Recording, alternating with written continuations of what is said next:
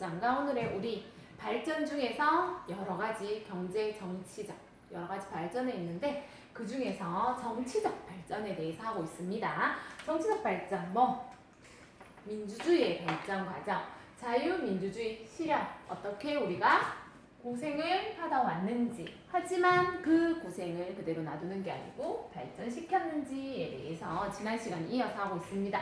자, 실현, 발전시키기 위해서 우리 세 가지 했어요. 4월, 5월, 6월 했지요. 419, 518, 610, 6월 항쟁까지 들어가는 것 중에서 오늘은 그런 실현 다음 시간에 이제 5월달 거 할 거고요. 오늘은 그 사이에 큰 사건이 하나 있죠. 18년 동안 누가 박정희 대통령이 장기 집권한 사건에 대해서 얘기하겠습니다. 자, 뭐 있습니까? 5.16 군사정변이 일어나죠. 그래서 5.16 군사정변이 일어나서 군인들이 이제 군사정변, 군사 쪽에서 힘을 잡죠. 힘을 잡아서 그거에 반해서 뭐 해야 될까? 우리 지금 민주주의에 대해서 하잖아. 그 민주화를 위해서 시민들이 어떻게 노력했나에 대해서 하겠습니다. 자, 군사정변 누가 일으켰어요? 박정희 정권이 일으켰습니다. 우리 1대 대통령, 초대 대통령 누구? 이승만 대통령이 대통령을 하다가 뭐 했어요? 우리 열심히 4.19 혁명을 통해서 무슨 정부가 들어왔죠? 장면 정부가 들어왔습니다. 장면 정부 들어온 지 1년이 안 됐어요. 됐는데 뭐 했냐면 민주주의가 들어오니까 민주주의 특징은 뭐예요? 국민들이 주권을 가지고 있으니까 여러 방면에서 얘기가 계속 나오는 거예요. 여러 방면에서 얘기가 나오는데 박정희 이제 그쪽 군사들 쪽에 박정희 중심 쪽에 그런 일부 군인들이 뭐를 하냐면 장면 정부가 각계층 요구들이 정말 많은데 그 요구에 적절하게 대응을 못하고 있다. 그렇기 때문에 그 정부는 지금 아니다 라고 얘기를 하면서 국민 생활의 안전과 그리고 우리 뭐가 끝났죠? 6.25가 지나고 공산주의가 들어오는 공산주의에 반대하기 위해서 뭐 했습니까? 5.16 군사정변을 일으키는 겁니다.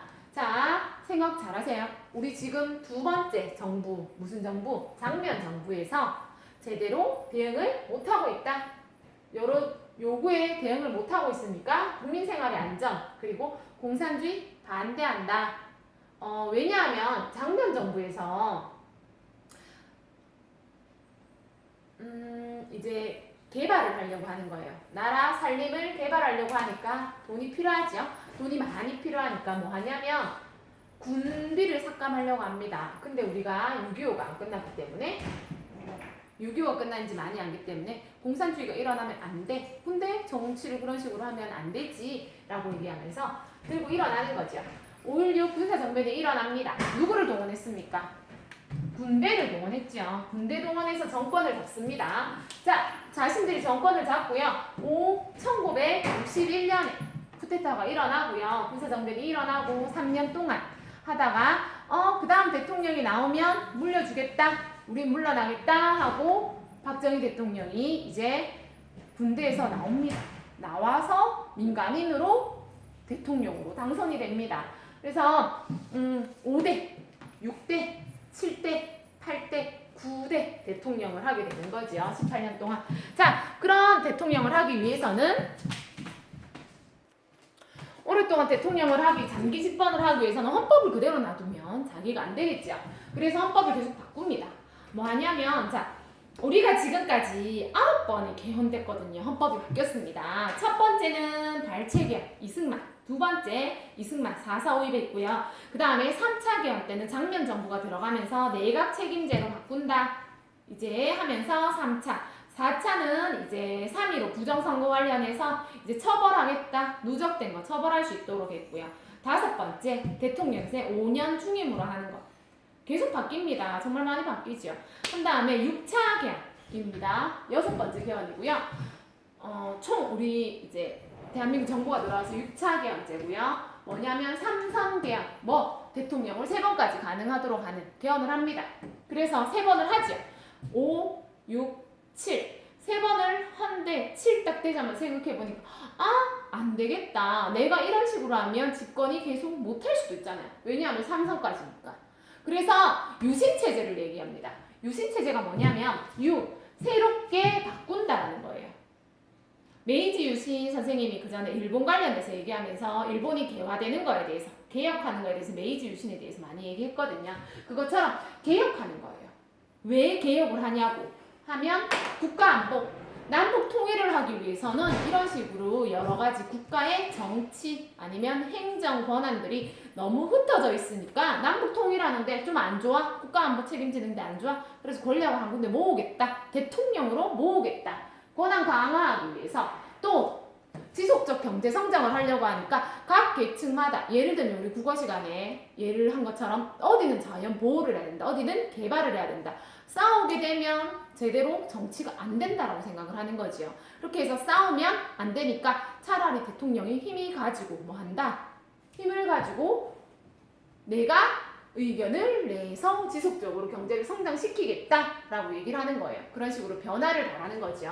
자, 2가지 남북통일과 경제성장을 위해서 유신체제가 들어갑니다. 유신체제가 들어가면서 대통령의 권한을 확실하게 잡아야 되니까 뭐로 바꿔야 되겠어? 헌법부터 바꿔야 되죠. 그래서 유신헌법 바꿨는 게 이제 제 7차 개헌입니다. 7번째 우리 개헌하거든요. 유신헌법이라고 7차 개헌은 유신체제에서 바꾼 거라서 유신헌법이라고 명명하고 있고요. 뭐 하냐면 대통령 권한을 강화한다. 예를 들면 어떤 권한이 있냐면 국회의원의 3분의 1을 대통령이 자기가 뽑을 수 있도록 합니다. 그렇게 되면 당연히 권한이 많겠죠. 또 대통령이 뽑은 국회의원은 6년 동안 일을 할 수 있게 하고 그렇지 않은 국회의원은 3년 동안 일을 하도록 하는 거예요. 그렇게 되면 누구한테 뽑히는 게 더 좋아? 대통령한테 뽑히는 게 더 좋으니까 권한 강화되겠죠. 뿐만 아니고 여러 가지 사법권, 사법, 법관을 임명을 누가 하냐? 대통령이 합니다. 이제 분립이 아닌 거죠. 상권 분립이 아닌 거죠. 2학기 때 나올 거예요. 그런 권한하고 국회의 권한을 약화시키는 거예요. 여러 가지 이제 지방의회도 폐지시킵니다. 우리 지방자치단체, 우리 시장 따로 뽑는 그런 것도 다 폐지를 시키면서 누구 중심으로? 대통령 중심으로 합니다. 또한 대통령 중심으로 잡으려고 하니까 국민들 뭐예요? 민주주의의 그런 주인이 되는 국민들의 힘이 강하면 대통령의 힘이 약화될 수밖에 없죠. 그러니까 국민들의 기본권을 약화를 시켜요. 국민들이 얘기하는 그런 비판, 판단하고 선택할 수 있는 것들을 차단을 시켜버려요. 그러면서 국민들 우리가 항상 투표할 때 뭐야? 잘못됐으면 국민 투표로 해서 그쪽 당을 안 뽑아주거나 여러 가지 우리 선거를 통해서 하는데 뭐로 바꿔버려요? 간접 선거로 바꿔버립니다. 대통령을. 그런 식으로 바꿔버리면 국민들이 의견이 있어도 의견을 피력하는 데 있어서 우리 이렇게 시위하는 거 말고는 할 수 있는 게 힘든 거예요. 그런 식으로 약화를 시킵니다. 권한 강화하면서 내가 파워를 가지고 있어 뭐 하냐면 6년 동안 임기를 합니다. 길지요. 6년. 그전에는 4년이었거든요. 4년 동안 여러 번 할 수 있다 였는데 3선 할 수 있다 였는데 6년 임기로 하고 또 얘기가 뭐냐면 3선까지 할 수 있어. 이런 말 자체를 없애는 거예요. 그러니까 뭐예요? 3번 해도 되고 4번 해도 되고 1번 해도 되고 10번 해도 되고 임기 자체를 없애는 거예요. 그런 식으로 되면 뭐가 가능해? 장기 집권이 가능하죠. 6년 동안 내가 5번 하면 30년 동안 하면 되는 거고 법 자체를 바꿔버리는 게 유신헌법입니다. 국민들 좋아해? 싫어해? 당연히 뭐 해야 돼요? 싫어야 되겠지. 그래서 싸워야 됩니다. 맞지? 시위를 해야 되는 거죠. 자, 첫 번째 삼성 개헌 반대 운동에 대해서는 사진이 교과서에 나와 있습니다. 하는 것들 다 반대를 합니다. 뿐만 아니고 또 지금 제일 큰 문제가 이건 거예요. 장기 집권이 가능하잖아. 6년 동안 계속 대통령을 해도 누가 터치를 못하는 거야. 거기다가 권한은 누가 다 들고 있어? 대통령이 다 들고 있으니까 뭐라 못하지. 그러니까 유신헌법 반대 운동을 일으킵니다. 근데 가만히 있을까요? 특히 군정이잖아. 군대에서 많은 힘을 가지고 있는 정권이기 때문에 탄압을 해버립니다.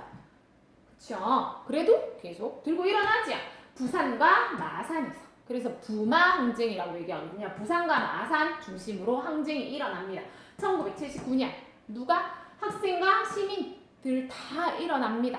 그래서 부마항쟁 이렇게 일어나면서 이거를 진압하는 과정에서 자기 가장 가까운 사람들, 자기의 가장 가깝다고 생각하는 그런 자기 오른팔이라는 김재규라는 사람한테 피살됩니다. 총살이 되는 거지, 사살되는 거지. 그러면서 뭐가 끝납니까? 박정희 정권이 끝납니다. 대통령 18년을 했습니다. 맞죠? 이분의 딸이 지금 대통령을 하고 계시고요. 자, 나중에 박정희 정권의 경제 발전에 대해서는 뒤에서 할 거고요. 오늘 하는 거는 민주화 부분입니다. 민주화 부분에서는 독재는 뭐예요? 국민들이 힘이 가진 거에 반대니까, 그쵸? 그 부분에서는 잘못된 게 맞으니까. 자, 뭐가 등장했다? 장명정부가 등장했을 때 어떻게 되었다? 아니다 라는 거죠. 힘이 하나로 못 모으니까 우리가 안보의 위협을 느끼고 있다, 잘못되고 있다, 국민들이 불안해한다, 안전상이 힘들다 라는 이유로 뭐합니까? 이제 5.16 군사정변을 일으키는 거죠. 군대 동원해서 힘을 장악을 해버리는 거죠. 장악하면서 자기가 뭐 해야 된다? 장기 집권. 막상 올라가 보니까 좋은 거야. 그래서 장기 집권을 하려고 합니다. 그래서 3번 3선 가능하도록 개헌을 하지요.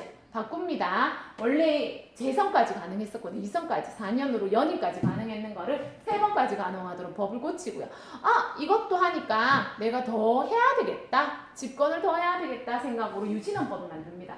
유신체제. 지금 국제 정세가, 우리나라의 정세가 불안합니다. 북한이 언제 쳐들어올지 모르는 불안한 상황에서 여러 가지 권한이 나가져 있거나 대통령이 갑자기 바뀌거나 하면 안 되기 때문에 국가 안보에 문제가 있기 때문에 대통령 권한을 강화시키고, 또 6년 동안 하면서 한다?